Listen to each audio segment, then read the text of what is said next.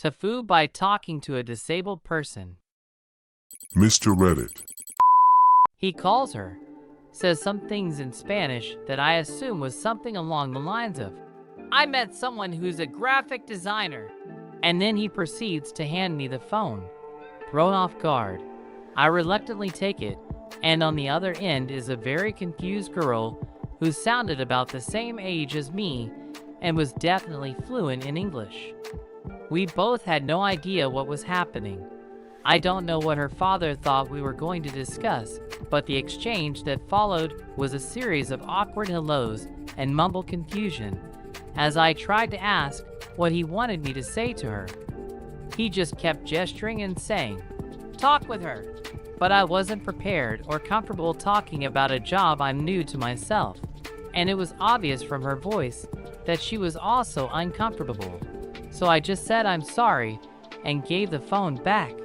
Her father seemed to finally realize he had created a very uncomfortable situation, thanked me, and then left. I'm still cringing at how awkward I was. So this isn't really a huge fuck up, but kind of a funny / incredibly cringy story.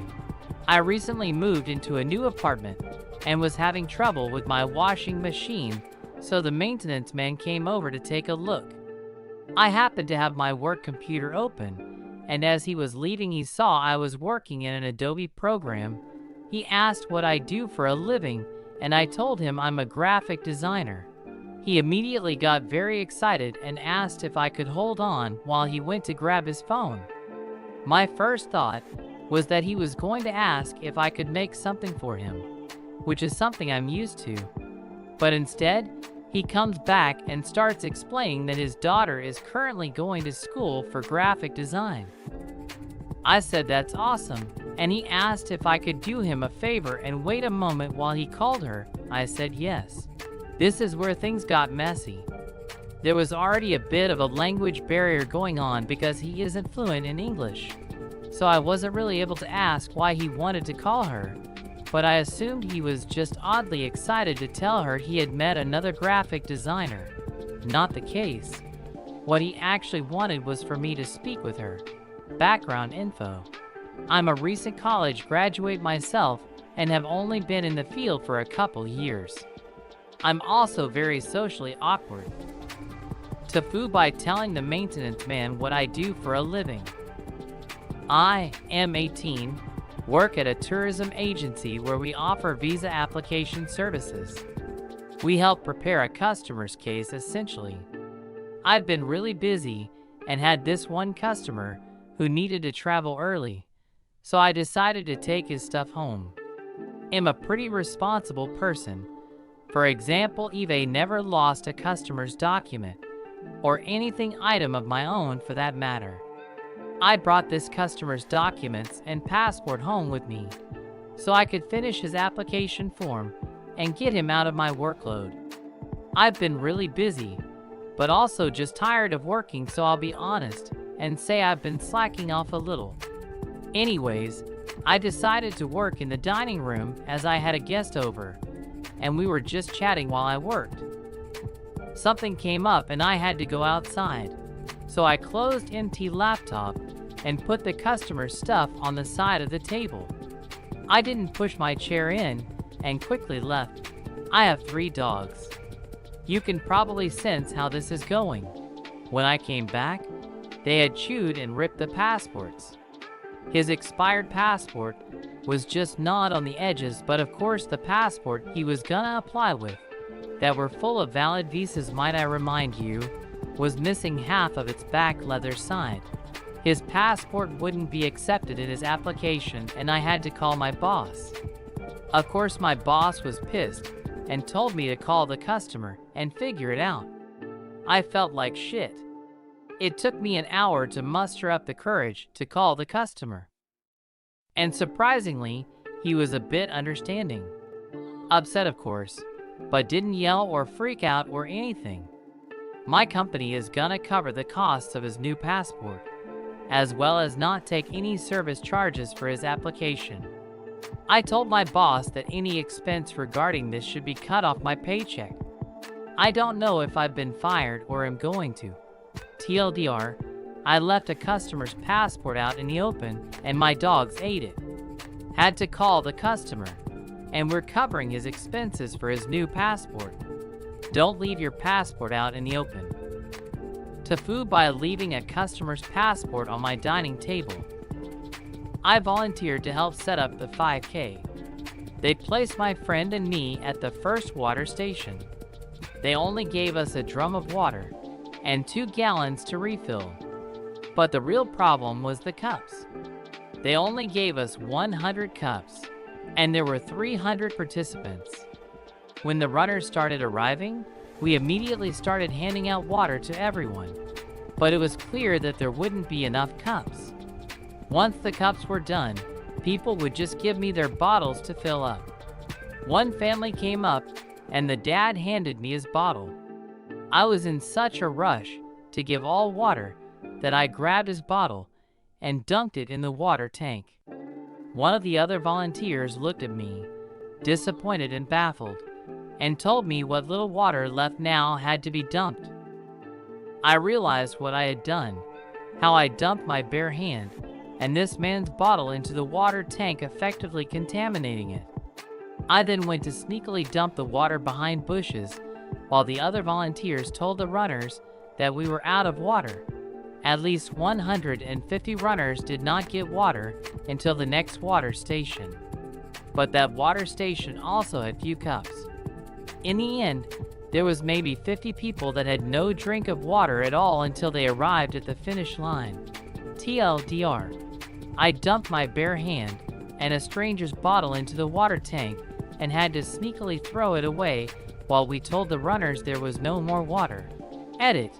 I feel I should point out that it was a community event, so most people were inexperienced and just wanted to participate. Also, I live in the tropics. It might be a cultural thing to give out water, especially with the heat. When I was in 6th grade, my school had this thing called a Star Lab. It was basically an inflatable mini planetarium. A whole class could fit inside and watch the outer space projections on the ceiling. Cool, right? Except it was very dark. You had to crawl through a tunnel to get in and out, and I suddenly felt super claustrophobic. I tried to sneak out a nervous fart, but I ripped ass instead. It echoed, and it stank.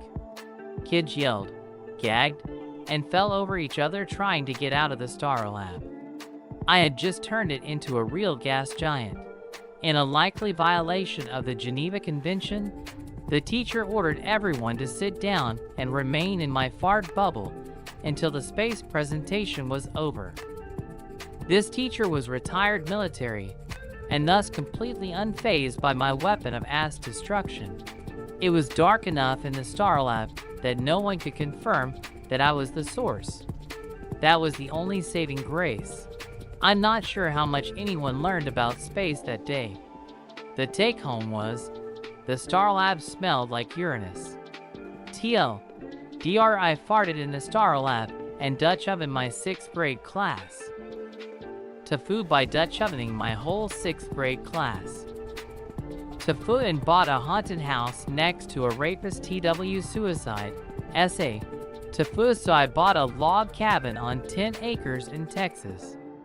I had been looking and constantly scrolling Zillow. I was getting ready to give up. It sold for half the price of a townhouse in the nearby city where I work. I can't believe it happened. It's literally my dream house, and I never thought it would be possible. I am officially the out-of-town person who buys the obviously haunted house and can't believe what a deal it was. The last owner committed suicide. The realtor says not at the house, but still, not ideal. This is manageable. I can fill the house with life and love and happiness. The real big kicker is that after I had an accepted offer, I did the old sex offender search. The neighbor directly across the street broke into a house, tied up the boyfriend, robbed the place, and sexually assaulted a 17-year-old girl. He did his time and is out of jail. This happened in 2007. Maybe he's rehabilitated? He's rehabilitated, right? This thing is in the middle of nowhere, and the one neighbor is this guy. Other than that, there is no one around, which is what I wanted. He's definitely rehabilitated. Edit. Change 17 years old woman to 17 years old girl, because that's what a 17 years old is. Apologies for the mistake. TLDR. I bought a house in the middle of nowhere, and the one neighbor is a rapist. Tafu and bought a haunted house next to a rapist TW suicide, SA. I got into the elevator with a young guy wearing shorts and a prosthetic leg. He was actually escorting people up and down the elevator, and he had to get up off his chair to ride up with me. I looked at his prosthetic, and it had a foot type I've never seen before. I thought maybe he had several prosthetics for different purposes, so I asked him, "How many legs do you have?" He kinda laughed nervously and said, "Just one." Then I thought he meant he just had one prosthetic. That kinda made me sad. To which I replied, "Hopefully as you get older you'll get a bunch more." He was smiling, but he seemed confused. I smiled back at him confidently, thinking I had made the world a little bit brighter. I didn't realize until I left the elevator what I'd done. TLDR asked a one-legged man how many legs he had. Thank you all for watching. If you are interested, subscribe and watch other videos.